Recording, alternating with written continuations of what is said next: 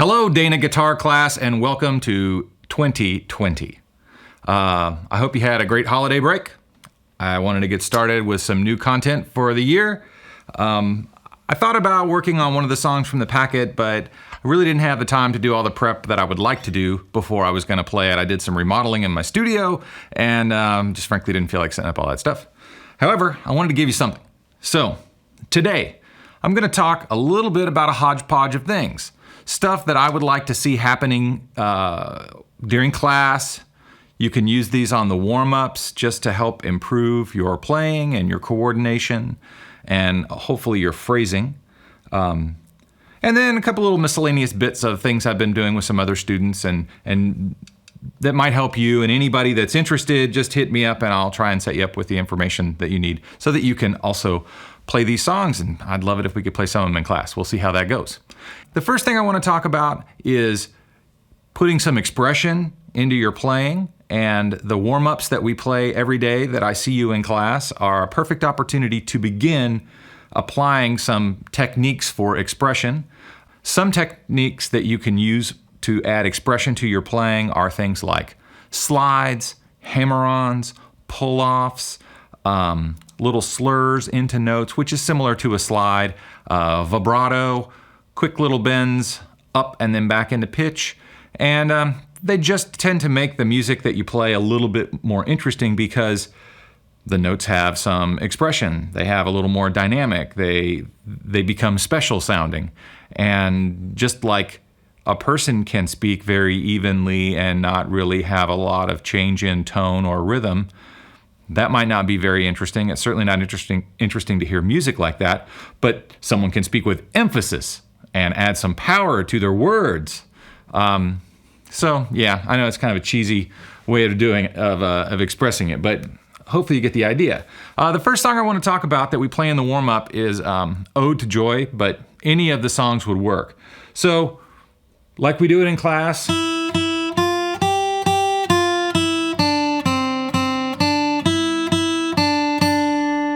how can you make that more interesting? Well, you could try sliding into some of the notes like,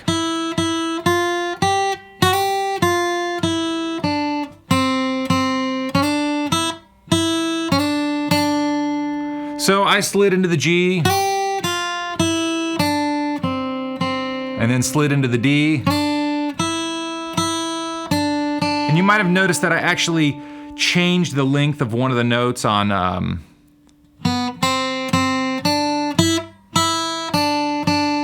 and I did a little mute with the side of my thumb after I played that first E in the series of E's.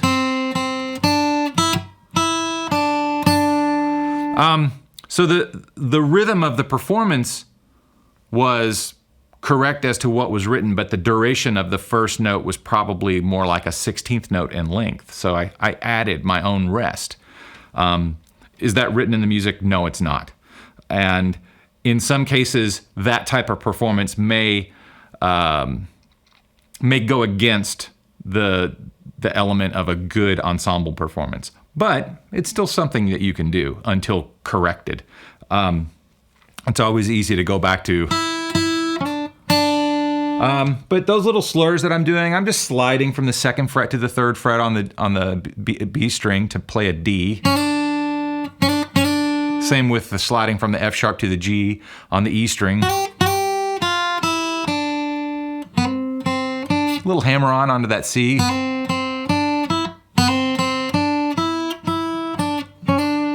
Oh, and some vibrato. Vibrato is a little bit of a tough topic to get into outside of a one-on-one experience. Basically, I like to think when I'm playing with vibrato, I'm not applying the vibrato by wiggling my finger or anything like that.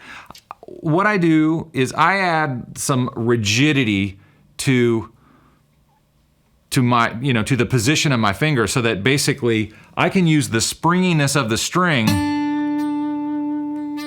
to kind of add this, I stretch it, make it slightly sharp, and then I let it return. And I'm just doing that in kind of an even, repetitive pace. Playing these little slurs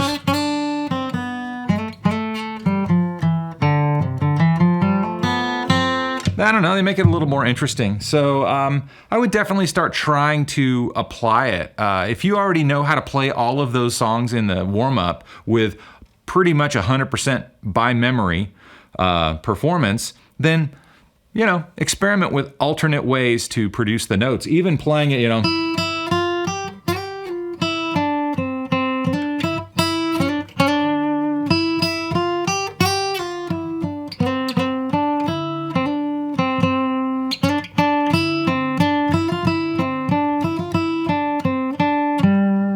can't remember if we play it with a low G or a high G in class.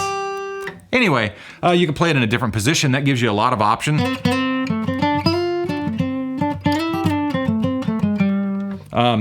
I don't know. Give it a try. Another piece of music that I wanted to talk about as something we could use to warm up with in the future or as time goes by. Either way, even if it didn't become a part of class, if you were to learn to play some of these songs, they're fiddle music, like traditional Irish fiddle music. I'm a big fan of it for building up your guitar technique, your right and left hand coordination. They're easy melodies that are interesting. They have a little bit more of a linear style, and the melodies kind of curl and twist around. I just like it. Anyway, the first song I want to talk about is called The Girl I Left Behind Me. And it's a traditional Irish fiddle song that uses an A-A-B-B type of format. So you'll play the A section twice, then you play the B section twice, and then you repeat that until, you've started improvising or you can't remember where you are or whatever. But if you're interested in learning how to play this song, talk to me in class and I will try and get you set up with some music for it. And it'll have some tabs to show exactly my positioning. I encourage you to find out all you can. Here we go. Girl I Left Behind Me. 1, 2, 1, 2, 3.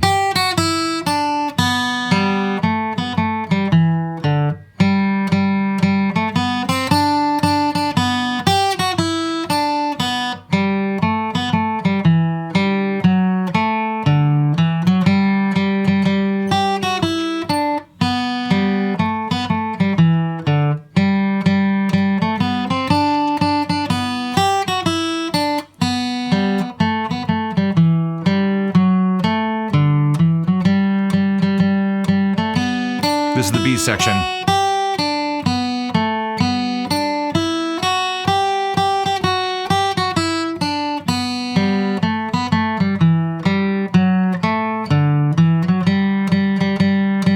The repeat.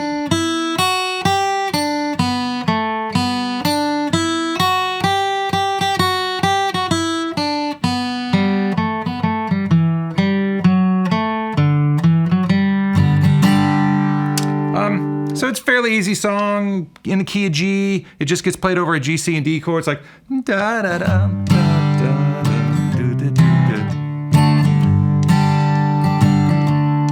That type of thing.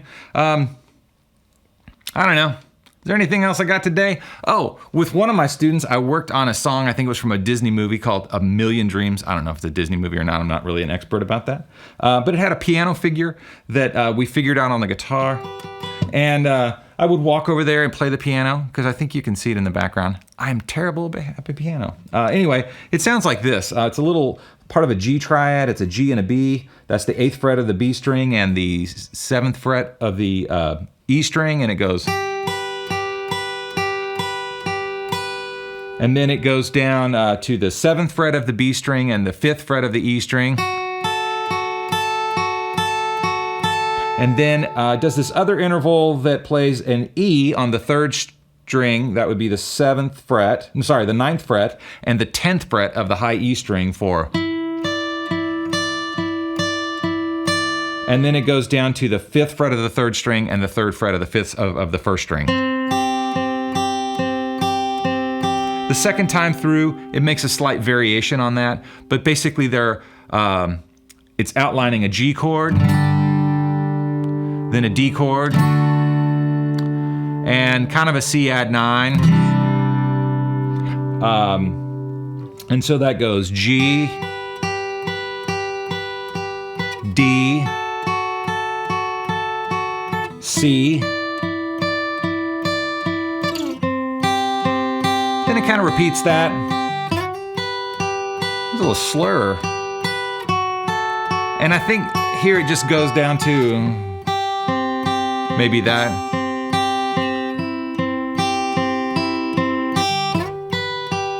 And it gets on with the lyrics and everything. There's a lot of ways that you could mess around with that song. Any song that you're interested in that might have a figure in it that you'd like to play, why don't you tell me about it in class? I'll try to make a video. Who knows? I think this is a great opportunity to explore some things that maybe we don't have time to cover in class. I get asked all the time, hey, can you show me how to play Crazy Train or Nirvana song or whatever? And I mean, sure I could, but you might be the only one who wants to learn it, or you might be the only one who's capable of playing that song or willing to put in the time, but I have to address everybody in the class. I can't just focus on one person while I'm with everyone, or I can't just focus on one person's request solely while I'm working with everybody else. All right, well, I'll see you guys later this week. Keep practicing. Go back and do that warm-up video and try to put some of those slurs in there. Hot cross buns could be way more exciting with a few slurs.